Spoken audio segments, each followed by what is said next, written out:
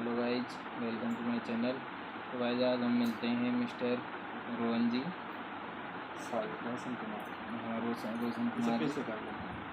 वो कट कर देंगे कोई दिक्कत नहीं। हेलो गाइज, तो आज मैं आपसे मुलाकात कराता हूँ मिस्टर रोहन जी से। तो बाकी और इंट्रोडक्शन ये आपको खुद देंगे। तो सर जी, आप कहाँ से हो? और मैं पटना बिहार से हूँ। जी। और और आपका सर अभी सिलेक्शन जो हुआ है उस किस में हुआ है? ये बीपीएससी में पोस्ट है रेवेन्यू ऑफिसर के। जी उसमें पूरा चयन हुआ है 64 बीपीएससी में। जी। और उसमें रैंक कितनी है सर? रैंक 803 है। जी जी जी। अच्छा, तो सर आप थोड़ा बहुत इंटरव्यू के बारे में बता सकते हो या? हाँ बिल्कुल। जी। तो मतलब आपका इंटरव्यू तो हुआ, इंटरव्यू कब था सर आपका? और मेरा इंटरव्यू दिसंबर 2020 में था। जी जी जी। और ये पटना में ही था। पटना में बीपीएससी की ऑफिस है, वहाँ पर हुई थी। जी, पटना में पीपीएससी बोर्ड है। हाँ। जी जी। तो सर मतलब इंटरव्यू में मतलब कैसे क्या होता है, मतलब आप उनको बताओ कि स्टार्टिंग में क्या है, क्योंकि काफ़ी लोगों को घबराहट होती है कि इंटरव्यू में क्या कैसे क्वेश्चन पूछे जाते हैं। सबसे पहले तो ये है कि इंटरव्यू हॉल में कैसे अंदर एंट्री होती है, वहाँ पे कितनी घबराहट होती है। वो आपने जो फील किया है, जो एक्सपीरियंस उस चीज़ का है, तो आप वो शेयर करो, वो बात शेयर करो क्या है क्या। और सबसे पहले तो इंटरव्यू के लिए अलग अलग बोर्ड बिठाए जाते हैं, जिसमें कि 5 या 6 बोर्ड होते हैं। जी और प्रत्येक बोर्ड में तकरीबन 4 या 5 मेंबर होते हैं। जी तो जो बीपीएससी का ऑफिस है पटना में, तो वहाँ पे मुझे जिस तारीख पे बुलाया गया था, तो वहीं पे जब आप जाते हो वहाँ पे, तो वहाँ पे आपको अलग अलग भागों में बांट दिया जाता है। जी। और उस वक्त तक पता नहीं होता है कि कौन किसके बोर्ड में कौन जाएगा। किसके बोर्ड में जाएगा? और तो ये मतलब वो पता। बोर्ड उसी ऑफिस में ही होंगे, बीपीएससी ऑफिस में ही बोर्ड होंगे, 4-5 जितने भी यहाँ पर। ओके। तो और फिर मुझे भी एक बोर्ड के सामने भेजा गया जिसमें अच्छा, मतलब पता कब तक नहीं चलता? इंटरव्यू के 1 घंटे पहले तक? इंटरव्यू होने से पहले दरअसल आपका डॉक्यूमेंट का वेरिफिकेशन वहाँ होता है। अच्छा। और डॉक्यूमेंट का वेरिफिकेशन होता है, उसके बाद आपको कुछ लोगों के साथ, जैसे 3-4 बच्चों के साथ या फिर 8-10 बच्चों के जी साथ अलग अलग बोर्ड्स के सामने तय कर दिया जाता है कि आप इस बोर्ड में आपका इंटरव्यू होगा। जी। और उसमें आपका एक नंबर दे दिया जाता है कि आप का इसके बाद होगा, चौथे पे, पाँचवें पे, या कुछ ऐसा जी नंबर। जी तो चूँकि जब आप बोर्ड के सामने जाते हो, तो आपसे पहले किसी का इंटरव्यू होता रहता है।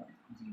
तो जो हॉल होता है, उनका जो रूम होता है जिसमें बैठे रहते हैं, तो उससे बाहर, कमरे से बाहर एक वेटिंग रूम होता है। वेटिंग रूम होता है। जहाँ पे आप बैठते हो और इंतज़ार करते हो अपने अपने बुलाए जाने हाँ, का। बुलाने का और इंतजार ये हर कोई पल जो करता है है। सबसे ज़्यादा क्रिटिकल होता है। काफ़ी हड़बड़ाहट, धक-धक होती है जी अंदर में, हाँ, धड़कन होती वो है। क्योंकि आपको पता होता है कि अगली बार दरवाज़ा खुलेगा तो कोई कर्मचारी आपको ले आपका जाएगा नाम साथ लेगा और ले जाएगा। ले हाँ, जाएगा। ये तो होती है। तो उस तरह से जब हम हमारा इंटरव्यू था, तो हम भी उसी तरह से वेटिंग रूम में बैठे थे। जी और फिर हमारी भी टाइम पे जब हमें बुलाया गया, तो हम दरवाज़ा खोल करके अंदर गए और वहाँ पे हमारे लिए कुर्सी लगी थी। जी सामने जो मैडम बैठी थी, वो श्रीमती दीप्ति मैडम थी। जी जी। उन्हीं के बोर्ड में मेरा इंटरव्यू हुआ। तो आपने जैसे ही एंट्री करी उस टाइम कुछ घबराहट हुई होगी? हाँ, घबराहट तो एंट्री बहुत थी। करते ही। हाँ, हाँ, तो वो बताओ मतलब। तो मैम ने कहा कि सबसे पहले मे आई कम इन ऐसा कुछ के बोला हाँ, होगा? मैंने अभिवादन किया। मैंने उनसे कहा मैं एक कौन मैम, और मैंने अभिवादन किया वहाँ पे। जी सबसे सामने में बोर्ड की जो अध्यक्षा थी, जो दीप्ति मैम है, वो बैठी थी। जी उसके दाईं ओर 2 सदस्य बैठे थे और बाईं ओर 2 सदस्य बैठे थे। और कुल 5 सदस्य थे, 5 जी लोगों का ये बोर्ड था। जी। और मैंने उनका अभिवादन किया और मैम ने कहा कि तुम घबराओ मत और बैठो। दरअसल मैं औपचारिकताएँ निभा रहा था, तो उनको ऐसा महसूस हो रहा था कि ये काफ़ी मतलब चीज़ें, दरअसल ट्रेनिंग लेकर के जी लोग आते हैं ना जी जी कैंडिडेट। हाँ, तो ट्रेनिंग मैम ने कहा कि बेटा तुम बैठ जाओ, ये सब कौन सिखाता है? कोचिंग वाले कोचिंग सिखाते हैं। वाले सिखाते हैं। मैंने कहा यस मैम। और उन्होंने कहा जैसे हो तुम सहज होकर के बैठ जाओ, और तब हम आपका इंटरव्यू लेते हैं। जी तो ऐसा मैम का कहना बहुत राहत जी। हाँ, थोड़ा बहुत हाँ मतलब आधी सी टेंशन तो वही घबराहट मतलब कम हो गई है। हाँ।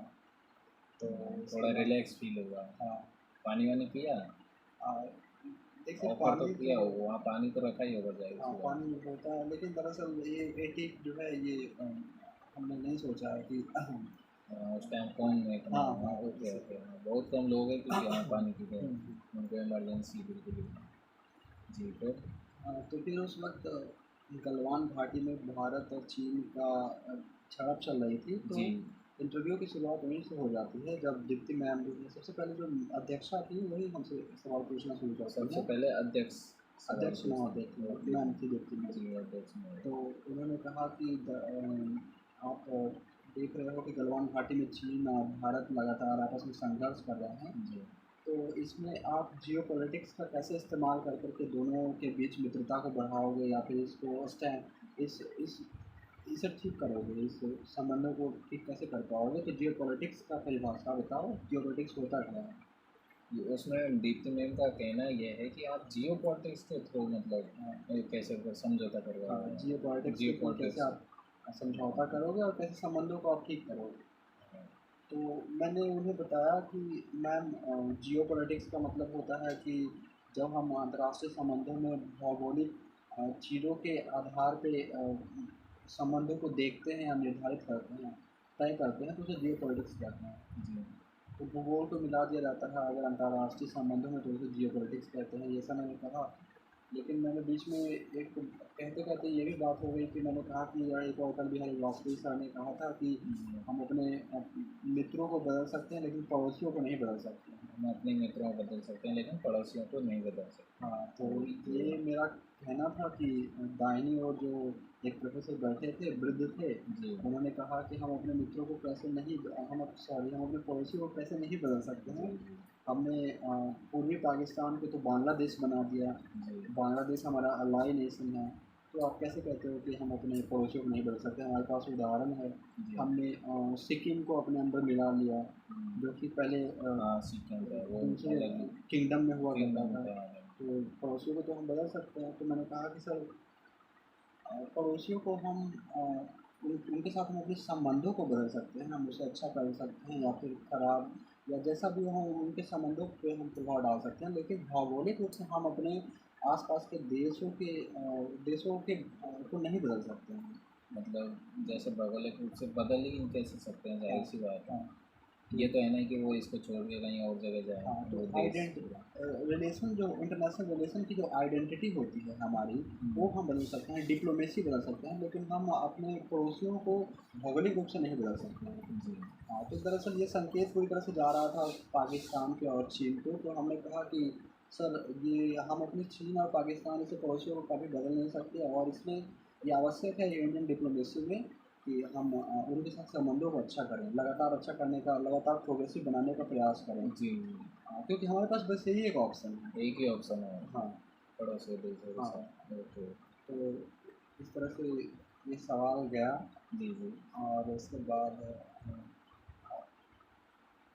बाद भी सवाल आते रहे, जैसे कि उन्होंने पूछा जी। कि आप बिहार से हो तो इसमें आप बताइए कि वहाँ पे बहुत माइग्रेशन की समस्याएं हैं। जी। तो उन्होंने कहा कि माइग्रेशन होता है अगर, तो जहाँ पे बिहार की जनसंख्या हम देखते हैं इतनी ज़्यादा है, तो माइग्रेट होकर के लोग बाहर कमाने के लिए जाते हैं, तो ये तो अच्छी बात है ना कि वहाँ के लोग बिहारी संपन्न होंगे, पैसे कमाएंगे, जी। तो माइग्रेशन तो अच्छी बात है। उन्होंने ऐसा कहना कहना था मेरे सामने, लेकिन मैंने कहा कि सर अ, ये इसका चूँकि बिहार की जनसंख्या बाहर कमाने के लिए जाती है, अर्निंग के लिए जाती है, तो कहीं न कहीं हम अपने बिहारी जनसंख्या का जनांकीय लाभ नहीं उठा पाते हैं। जी, बाहर जाती है तो उनका जनांकीय लाभ, तो आप ये बता सकते हो जनांकीय लाभ क्या है? जनांकीय लाभ का मतलब ये होता है कि आपकी जो पॉपुलेशन है, आपकी जो जनसंख्या है, उस ह्यूमन कैपिटल का आप अपने लिए कैसे इस्तेमाल जी। करते हैं, जी कैसे मतलब। प्रोडक्टिव जी। इस्तेमाल कर पाते हैं, हाँ, जी इसे ओके। कहते हैं हाँ। जनांकीय लाभ। जी। तो कोई भी स्टेट गवर्नमेंट अगर अपनी जनसंख्या को प्रोडक्टिव बनाती है, जी। उसे स्किलफुल बनाती है, अपने पास रोकती है और वहाँ पे इकोनॉमिक डेवलपमेंट और सस्टेनेबिलिटी को बढ़ाती है, तो इसे कहते हैं कि हमने अपने जनांकीय लाभ का सही इस्तेमाल किया। जी और चूँकि भारत में हम देखते हैं कि झारखंड, बिहार, यूपी यहाँ के जो लोग हैं ये बाहर, मतलब बाहर का अर्थ है कि पश्चिमी भारत में चले जी जाते हैं जी।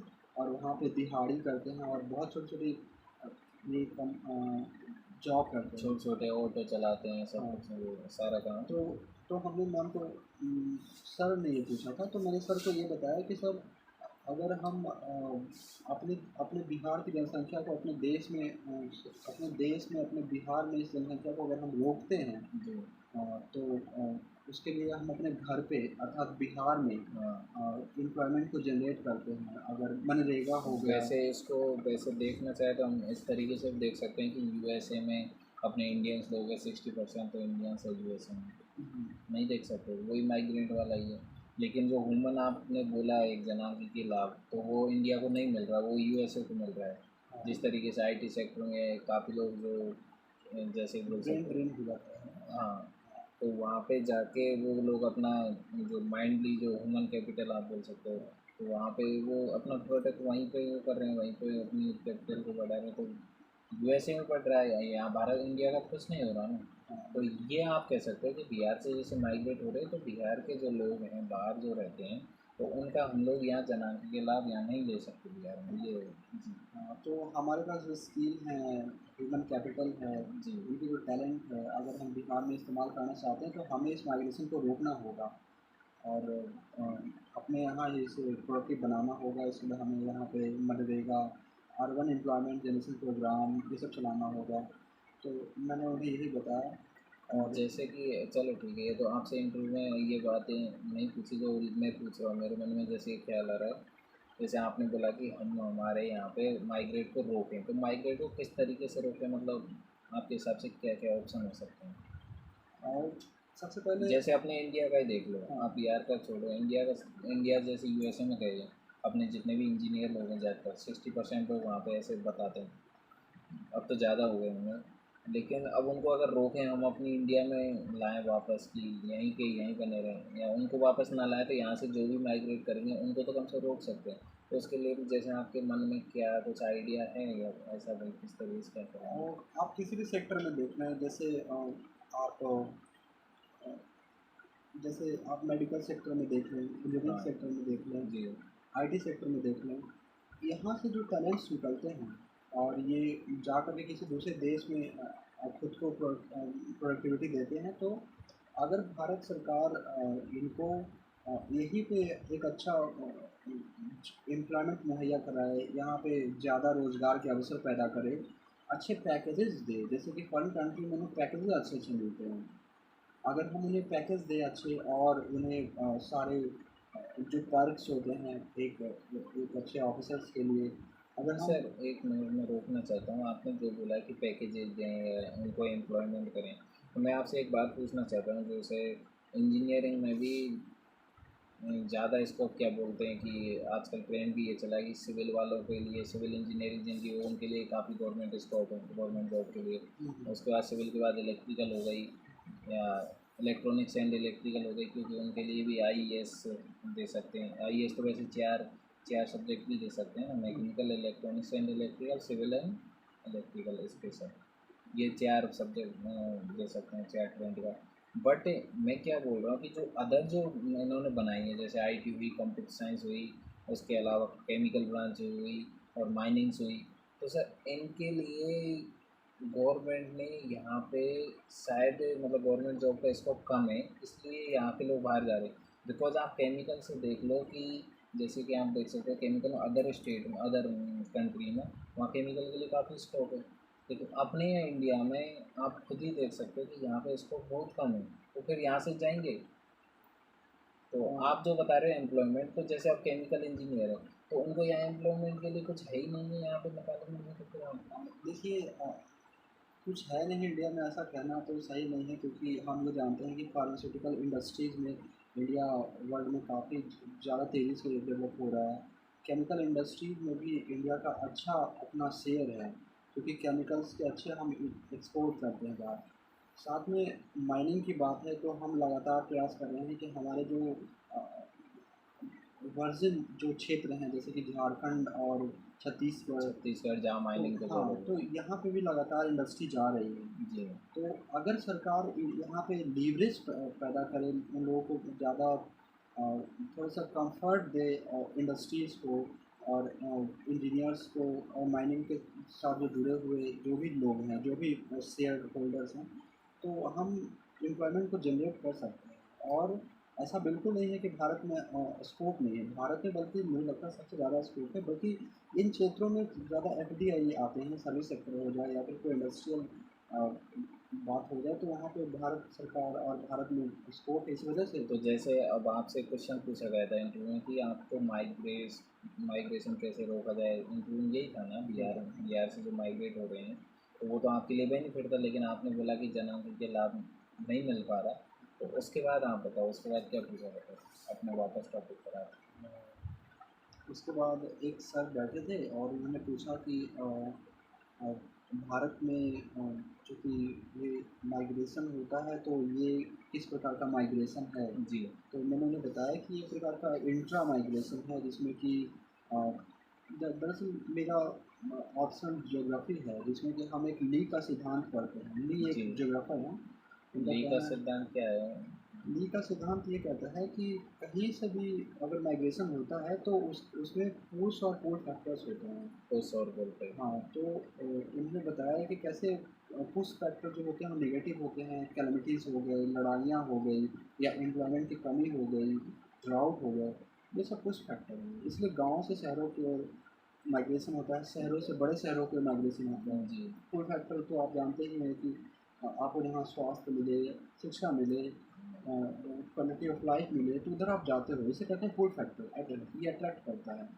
तो हमने उन्हें यही बताया कि भारत में ये माइग्रेशन जो है ये इंट्रा माइग्रेशन है, और चूँकि आप अंतरा बॉर्डर क्रॉस बॉर्डर माइग्रेशन को आप इंटर माइग्रेशन कहते हो। जी हाँ, तो मैंने ये बताया। उसके बाद उन्होंने वापस पॉपुलेशन से संबंधित बातें शुरू कर दी, जिसमें उन्होंने कहा कि आप एक पॉपुलेशन कंट्रोलर ऑफिसर, मतलब पॉपुलेशन को रोकने या फिर पॉपुलेशन को नियंत्रित करने के लिए आप एक ऑफिसर बनाए गए हो, इंचार्ज बनाए गए हो, तो आपको पॉलिसी बनानी है। तो जी क्या क्या इंग्रेडिएंट्स आप डालेंगे इस पॉलिसी में। जी तो उन्होंने मुझसे ये पूछा, तो मैंने बहुत ही साधारण सी बातें उन्हें पहले बताई कि अ, सबसे पहले तो सर हमें ये चाहिए कि हम अपने पॉपुलेशन के बारे में लोगों के बीच में जागरूकता लाएँ, जानकारी फैलाएँ। ये जागरूकता सबसे हाँ, बड़ी तो जागरूकता और जानकारी ये जो चीज़ें हैं ये तब फैलाई जा सकती हैं जब हम अपने भारत में हो या फिर अपने स्टेट में हो, अ, जो सबसे निचले स्तर पे जैसे ग्राम, जी जैसे गाँव, जी तो वहाँ निचले स्तर पे जो भी कर्मचारी काम कर रहे हैं, जैसे आशा दीदियाँ हो गई, आशा दी तो उस उनके माध्यम से हम ज़्यादा से ज़्यादा औरतों को इसके बारे में जागरूक करें। देखिए, जब मैंने उनसे कहा कि हम औरतों को जागरूक करने की बात कर रहे हैं, औरतों को शिक्षित करने की बात कर रहे हैं, जी तो मैम जो थी, जो दीप्ति मैम थी, उन्होंने कहा कि अ, आपने औरतों को जागरूक करने की बात की है, लेकिन पुरुषों को जागरूक करने की बात क्यों नहीं की, जबकि पॉपुलेशन में तो दोनों की भागीदारी है, जी एक फैमिली की। तो मैंने उनसे कहा कि मैम, चूँकि एक ये जो पॉपुलेशन कंट्रोल का ये जो विवेक है या फिर एजुकेशन है, ये औरतों को इसमें ज़्यादा से ज़्यादा जागरूक करना इसलिए आवश्यक है, क्योंकि अगर औरतें जागरूक होंगी, वो अपना अ, नुकसान या फ़ायदा या फिर जो भी पॉपुलेशन से होने वाले जो इफ़ेक्ट हैं, वो समझेंगी, तो वो पुरुषों को नियंत्रित कर पाएँगी। क्योंकि होता ये है कि जब औरतें स्वयं नहीं जानती हैं कि इनका उनके स्वास्थ्य पे क्या प्रभाव पड़ेगा, जी ज़्यादा उनकी पॉपुलेशन लाइफ का, उनकी लाइफ लाइफ में पे या फिर उनके इकोनॉमिक स्टेटस पे क्या प्रभाव पड़ेगा, जी उनकी क्वालिटी ऑफ लाइफ पे क्या प्रभाव पड़ेगा। तो जब औरतों को जानकारी नहीं होती कि पॉपुलेशन से क्या-क्या प्रभाव पड़ेंगे, तो वो फैमिली प्लानिंग में उनका कोई भी योगदान नहीं होता, हाँ और पूरी तरह से इस पे मेल जो हैं वो हावी होते हैं, डोमिनेट करते हैं।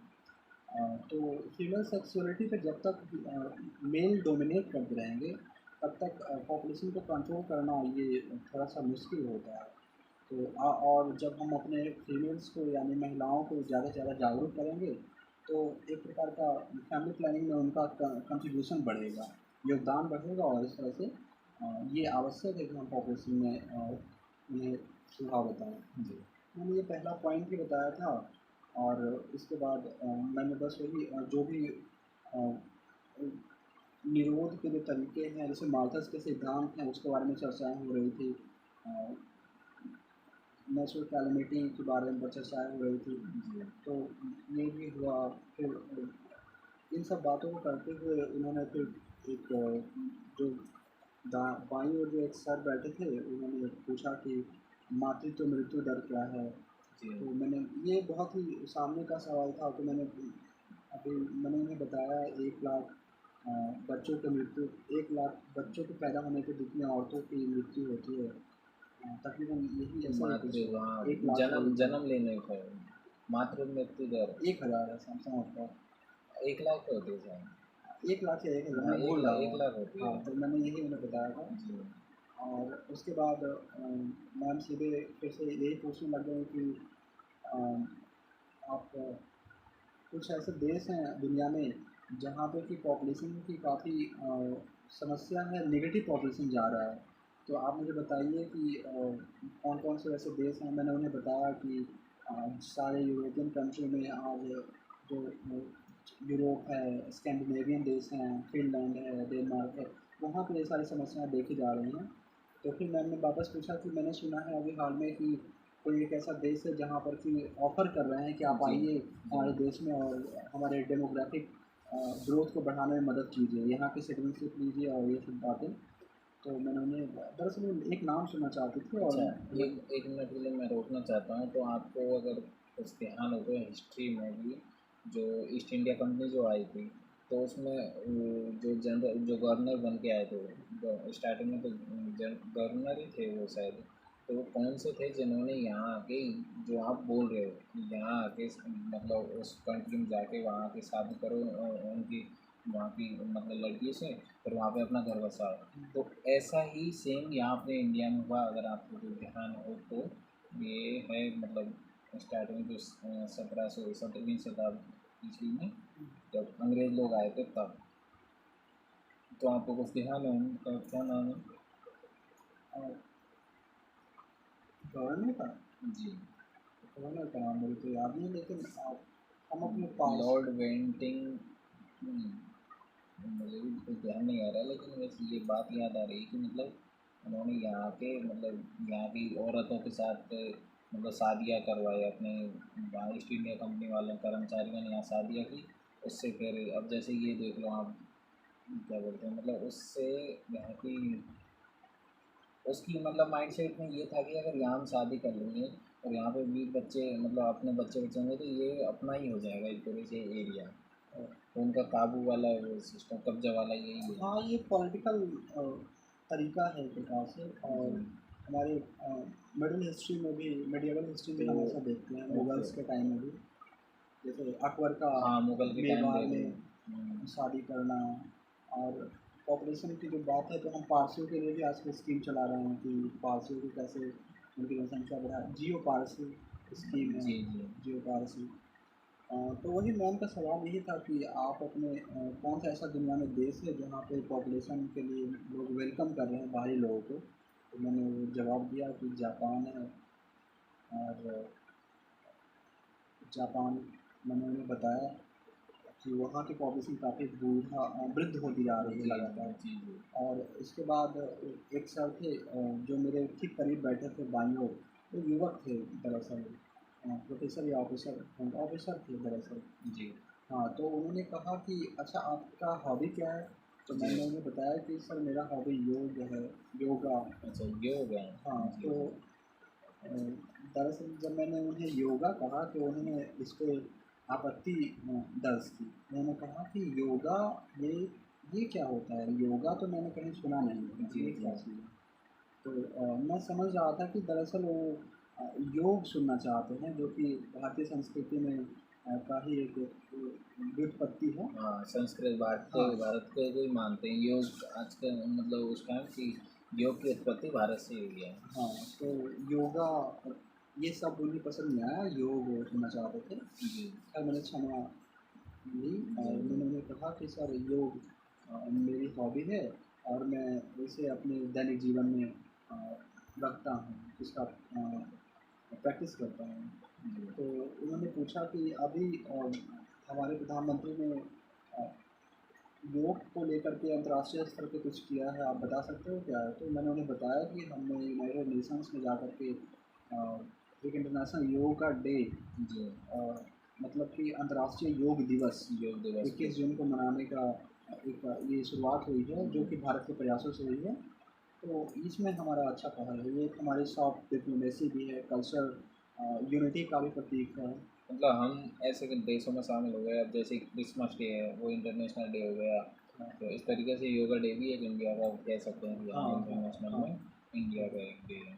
तो तो उन्होंने सवाल किया कि इस बार जो 2021 में जो योग डे मनाना है, योग दिवस मनाया जाएगा, तो वो कौन सा होगा, कौन सा नंबर का होगा? जी जी। तो दरअसल मुझे उस समय नहीं पता था नहीं कि ये ये, कौन सा और होगा। वैसे ये योग 2015 में चालू हुआ था स्टार्ट में, हाँ, तो उस 21 जून हिसाब से 2015 से। तो उस 7वां हिसाब होगा। से ये साथ में है योग। ओके, भूल जाते हैं कई बार, ध्यान नहीं रहता इतनी। मैंने उनसे सॉरी कहा जी। और फिर कहा उन्होंने कोई बात नहीं, आप ये बताओ कि क्या आप मानते हो कि योग का कमर्शियलाइजेशन होना चाहिए, वाणिज्यीकरण होना चाहिए? तो मैंने सोचा कि दरअसल उन्होंने हाँ और ना में पूछा था, तो मुझे लगा कि अगर कमर्शलाइजेशन किसी चीज़ का करते हैं तो ज़्यादा से ज़्यादा लोग उसे जानेंगे, तो ये अच्छी बात है योग को बढ़ाने का। तो मैंने कहा हाँ, होना चाहिए। तो उन्होंने कहा कि आप आपके यहाँ शिल्पा शेट्टी एक एक्ट्रेस हैं बॉलीवुड की, जी। तो वो अपना योग के क्लासेस चलाते हैं, वीडियो क्लासेस चलाते हैं। तो उनके वीडियो क्लासेस को एक्सेस करने के लिए तो सब्सक्रिप्शन लेना पड़ता है। जी जी। तो ये एक प्रकार का कमर्शियलाइजेशन है, और वेस्टर्न नेशंस भी अ, इस प्रकार के योगा क्लासेस चलाते हैं, योगा जी सेंटर्स चलाते जी। हैं, जी। जहाँ पे कि पैसे दे करके सब्सक्रिप्शन के माध्यम से, एडमिशन के माध्यम से ही आप योग सीख सकते हैं। तो बट इसमें मैं आपको टोकना, एक मिनट रोकना चाहता हूँ। जैसे योग हुआ है, अब जैसे कि आप चाइना कंट्री को देख लो, तो उसमें उनका जो वो क्या बोलते हैं जूडो कराटे है, तो वो भी तो क्लासेस लेते हैं, तो वो भी कमर्शियल ही है एक तरीक़े से। अ, देखिए वहाँ पे कमर्शियल ढंग से जूडो, कराटे, ताइक्वांडो ये सब जो सिखाया जाता है, तो ये स्कूल के टाइम से ही शुरू हो जाता है बच्चों का। जैसे हम लोग के यहाँ पीटी क्लासेस होते हैं, उस तरह से उन लोगों के पीटी का ये भाग ही जी होता है। जी। हाँ ये है, ये मैं कहता हाँ, हूँ। तो चीन भी वो भी ठीक है, प्रैक्टिस है।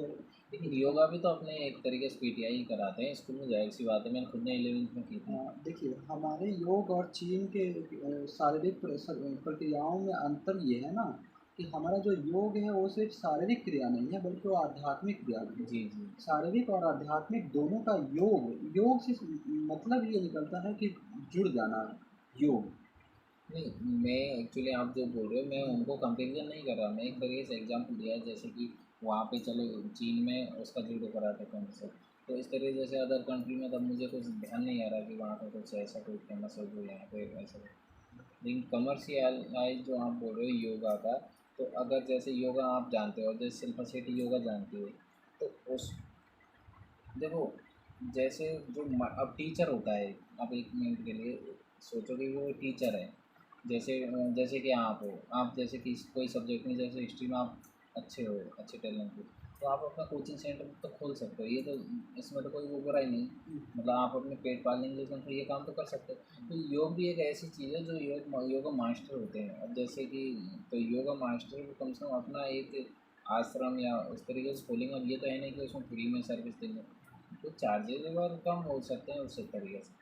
हाँ ये ये आप कमर्शियल का आप आपसे क्वेश्चन किया था हालांकि ना। ये रेफरेंस इधर सर नहीं ले जा रहे थे, जी आपका कहना तो मैं समझ रहा जी। हूँ। लेकिन अब जैसे मान लीजिए कि हम एक पूरा कैडर ही बना दें, जैसे जी सरकार ना योग को बढ़ाने के लिए, योग के प्रोफेसर्स के लिए या फिर योग के टीचर्स के लिए, मास्टर्स के लिए एक कैडर बना दे, कि आप स्कूल में आपको नियुक्त किया जाता है और आप बच्चों को योग सिखाएंगे, फिर आप बाहर में भी लोगों को योग सिखाएंगे। जी। हाँ वो हाँ, कर रहे हो तो वो। उससे आप आपकी जो समस्या है ना कि इस योग में जो पैसे की वो बात है, तो वो सॉर्ट आउट हो जाएगा। जी हमारा जो सवाल हमारे सामने रखा गया था उसका रेफरेंस ऐसे जा रहा था ना कि अगर आप योग को कमर्शलाइज कर देते हैं, तो जो गरीब लोग हैं उनका एक्सेस खत्म हो जाएगा, क्योंकि उन्होंने कहा कि शिल्पा शेट्टी जो बॉलीवुड एक्ट्रेस हैं, वो जो अपना बैच चलाती हैं, तो उनके वीडियो क्लासेस को करने के लिए सब्सक्रिप्शन लेना पड़ता है। जी। तो मैंने तो चूँकि पहले ही कह दिया था कि योग को कमर्शलाइज़ किया जाना चाहिए ताकि अमेरिका, यूरोप और दूसरे नेशंस में भी हमारा योग जाए, फैले। जी लेकिन उन्होंने जब इस तरह की बातें रखी कि इससे गरीब लोग को एक्सेस नहीं मिलेगा, जी तो उन्होंने मुझे इसको रोका कि जी। आप फिर कमर्शलाइज़ करके तो इसके सीमा को आप बांध रहे हो, लोगों को इससे इसका एक्सेस देने से गरीब जनता है वो इतना वो नहीं कर नहीं पाती कर इतने पाएँगे ना। अफोर्ड, तो उनके लिए क्या है, हाँ, तो इस कहने का मतलब उनका ये है। तो हालाँकि मुझे उस वक़्त इसका जवाब नहीं समझ आया कि मैं ओके क्या बोलूँ उनको। ओके। बाद में मेरे एक महिला मित्र हैं, जी सहारनपुर से हैं, जी बहुत जी अच्छी हैं, तो उन्होंने मुझे ये जानकारी दी और गुस्सा भी उनको आया। हालाँकि उन्होंने मुझे बताया भी जी कि आपको बोलना ये चाहिए था कि सोशल मीडिया है, यूट्यूब है, उनके माध्यम से भी लोग योगा वीडियोज़ को एक्सेस कर सकते हैं। और यूट्यूब के माध्यम से आजकल कुछ भी सीखा जा सकता है, इसलिए गरीबों को इसका एक्सेस नहीं मिलेगा, ऐसा नहीं है। Multimedia system, social media system, digital India, इन सब चीज़ों का इस्तेमाल कर के गरीब अमीर सब लोग योग जैसी चीज़ों को सीख सकते हैं। तो इससे इससे आप कमर्शलाइजेशन भी कर दीजिए और फ्री ऑफ कॉस्ट आप यूट्यूब पे भी सीखिए। तो इससे किसी प्रकार का कोई बंधन नहीं है, कोई जी सर। बैरियर नहीं है जी कमर्शलाइजेशन करने से। ये जवाब था जी यूट्यूब या सोशल मीडिया। जी खैर तो उसके बाद एक और प्रोफेसर बैठे हुए थे, उन्होंने बहुत देर से मुझे ऑब्ज़र्व किया और उन्होंने कहा कि आपका ऑप्शन क्या है? मैंने कहा कि मेरा ऑप्शन सर ज्योग्राफ़ी है। तो उन्होंने कहा कि अच्छा आप मुझे ये बताओ कि अ, कोई भी देश जो है अपने अंतर्राष्ट्रीय समुद्री कितना कहाँ तक के क्षेत्र को वो उपभोग कर सकता है, जी उसके संसाधनों का इस्तेमाल कर सकता है। जी। तो मैंने बताया उन्हें कि सर 200 नॉटिकल माइल का वो एरिया एरिया है। एरिया उस तक हाँ, मतलब वो कर सकते हैं हाँ, वो वहाँ वाले तक वो अपने एरिया। महासागरीय संसाधनों का इस्तेमाल कर सकते हैं, उसको डोमिनेट कर सकते हैं। जी और चूँकि मुझे यहाँ तक जानकारी थी तो उन्होंने इसके बाद जो सवाल किया कि अगर कोई देश इतने नज़दीक में सिचुएटेड हो, इतने नज़दीक में हो कि उनके बीच का जो 200 नॉटिकल माइल का एरिया है वो आपस में ओवरलैप करें। ओवरलैप हो जाए, अगर संपाती हो जाए, आपस में ही मिल जाए, तो आप कैसे फिर तय करोगे उस देश के लिए 200 नॉटिकल माइल और आपके लिए 200 नॉटिकल माइल कैसे होगा? तो खैर मुझे इसका जवाब नहीं आता था। और गाइज अगर आपको इस चीज़ का जवाब हो तो आप प्लीज़ कमेंट में लिख देना कि जैसे कि अगर कोई दो देश अगर इतने पास पास हो कि उनके जो 200 नॉटिकल माइल्स जो दूरी है वो ओवरलैप करे, जैसे कि ये देश है, दो कंट्री है, तो इनके बीच में जैसे 400 नॉटिकल माइल्स तो ठीक है, लेकिन अगर थोड़ा कम हो जैसे 380 हो या 390 हो तो फिर ओवरलैप तो होगा कुछ ना कुछ। तो उस चीज़ का मतलब उसको कैसे डिसाइड करें, मतलब आप उस चीज़ का जवाब दीजिए कमेंट में अगर आपको पता हो तो। 390 380 ना हो के अगर सिर्फ 200 ही नॉटिकल माइल हो तब भी ये हाँ सवाल बन हाँ, सकता अगर है, 200 नॉटिकल। या फिर 100 ही हो या फिर कुछ भी हो ऐसा तो। वैसे आज मेरे हिसाब से तो मैं आपको बताऊँ, मेरे को तो ये लग रहा है कि वो रेशियो के हिसाब से लेते हैं जहाँ तक हाँ, है, 50-50 देख लेते हैं। हालांकि मैंने उन्हें कहा कि sir UNCLOS United Nation Convention on law of the sea 1982 हमारे पास है, शायद उससे हम करते हो निर्धारण देशों के लिए फैसला करते हो, लेकिन उन्होंने वो संतुष्ट नहीं हुए। या है जिसमें एक ऑप्शन मेरे हिसाब से तो ये है कि जैसे अलग अलग कंट्री का अलग अलग एक वो कहते हैं ना मैपिंग होगा, एक फार्मूला होगा कि किस तरीके से इसका निकाल सकते हैं दूरी नॉटिकल माइल्स के हिसाब हाँ, से। बाकी अधिकार गाइस से आपको पता होगा, आपको जो पता है वो आप कमेंट में लिख देना भाई साहब को। चलो फिर आगे सर, आगे क्या। और ये सारी चीज़ें हो गई थी और उन्होंने उसके बाद उन्होंने कुछ सॉवरेनिटी पे कुछ सवाल किया मुझसे, संप्रभुता पे सवाल किया कि अ, संप्रभुता क्या होता है, क्योंकि संभवतः वो कुछ ऐसा कह रहे थे कि भारत जो है अपने कुछ अंतर्राष्ट्रीय निर्णय जो है किसी बड़े देश जैसे कि अमेरिका या फिर रूस या फिर चाइना, इन देशों के इन देशों के दबाव में अगर कोई देश लेता है तो ये अ, आप बनाते हो इस प्रकार का कोई पॉलिसी लेते हो जी तो इसे क्या मतलब कैसे आप जस्टिफाई करोगे? जैसे कि आप क्या बोल रहे थे कि जैसे चीन या जापान इनसे दब के अपन किसी को। दब के नहीं उसे प्रभावित होते, जैसे प्रभावित होने का मतलब ये है कि आपके आपके कुछ इंटरेस्ट होते हैं, जैसे जैसे रक्षात्मक डिफेंसिव जैसे इंटरेस्ट आप होते शायद हैं। ये कहना चाहते जैसे यूएसए अमेरिका है, हाँ। तो यूएसए ने जैसे अफगानिस्तान पे अपना वो और हाँ वो किया। अपना शासन अब तक चलता रहा है, अब जाके वो पीछे हटे हैं। हाँ। तो आप कहना चाहते हैं कि जो संप्रभुता वहाँ की उसकी वहाँ है तो वो वहाँ भी बनी रही अफगानिस्तान में।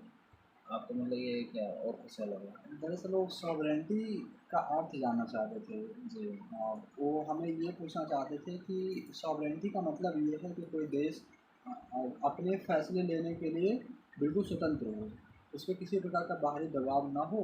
तो ये तो नेहरू जी ने पहले ही डिसाइड कर लिया था। हाँ, लेकिन कभी कभी आप करते ये हो ना कि आपके कुछ इंटरनेशनल रिलेशंस ऐसे होते हैं जिसमें आपके जो नेशनल इंटरेस्ट होते हैं उसको आप ध्यान में रखते हो, तो कभी कभी दबाव में आते हो, जैसे अमेरिका के दबाव में आना या फिर रूस के दबाव में आना, क्योंकि आपका ना उसके साथ कुछ इंटरेस्ट जुड़ा होता है। यदि रूस से देखें तो हमारा आर्म्स का, डिफेंस का इंटरेस्ट जुड़ा जी हुआ है। तो उसके सॉवरेंटी पे सवाल पूछना चाह रहे थे कि क्या भारत जो है एक पूर्ण रूप से सॉवरेन नेशन है। जी तो मैंने उनने यही कहा था कि सॉवरेंटी सर हम दो तरीके से देख सकते हैं, एक तो डोमेस्टिक या फिर अपने सीमा के अंदर, भौगोलिक सीमा के अंदर जो फैसले हम लेते हैं उस पे, और एक सर हम अपने नेशनल इंटरेस्ट को भी कई बार बाहर प्रायोरिटी देने के लिए जी हम अपनी सॉवरेंटी को कुछ थोड़ा सा उसे समझौता, शब्द तो मैं नहीं कहूँगा, लेकिन अ, हम थोड़ा सा कुछ इस प्रकार से कैलिब्रेट करते हैं ताकि हम अपने नेशनल इंटरेस्ट को भी साध सकें। इसमें जी कभी कभी हो ये जाता है कि हमारे सॉवरेंटी का जो परिभाषा है जिसमें ये है कि हम अपना कोई भी फैसला जो लेते हैं वो किसी बाह्य दबाव या आंतरिक दबाव के बिना लेते हैं। इसमें थोड़ा सा रिकैलिब्रेशन की समस्या आती है। ओके ओके हाँ, तो ये बातें हो रही थी, और तकरीबन यही बातें हो रही थी। और ओके। चलो थैंक यू सो मच हाँ, कि आपने जितना इतना टाइम दिया, इतना कीमती टाइम देके यहाँ पे बताया बच्चों को और सबको। तो गाइस तो हम थैंक यू सो मच करते हैं आपको। शुक्रिया।